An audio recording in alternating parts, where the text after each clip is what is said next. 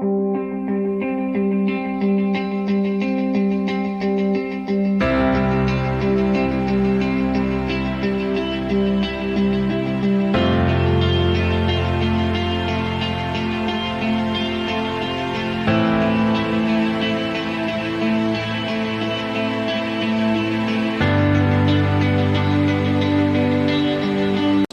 sign. Typically, the patient tries to grasp the book between the adductor thumb and the index finger. And in case of weakness of the adductors or the ulnar nerve injury, the patient tries to bend it in the thumb by the FPL starts acting like this in this situation where on the right side you can see. So this is a positive sign, demonstrates the weakness of the adductors pollicis.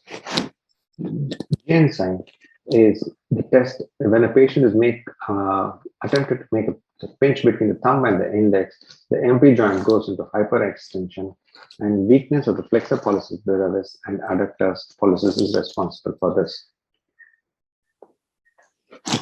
Fitness test time. Here, the palm is flat on the table. The patient is also asked to move the middle finger radial and ulnar wards on both. The rest is flat on the table, and the positive test is unable to move radial or ulnar wards, and this demonstrates the weakness of dorsal interosseous.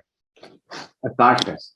Ask the patient to grasp the card between the fully extended fingers and resist the pull with the same between the same fingers on the same hand as well as the examiner and the patient.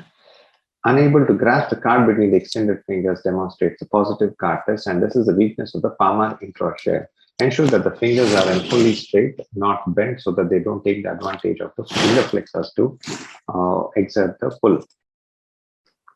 Wattenberg's test. This is an inability to adduct the little finger and weakness of the third palmar interosseous and unopposed action of the extensor digiti minimi causes this sign.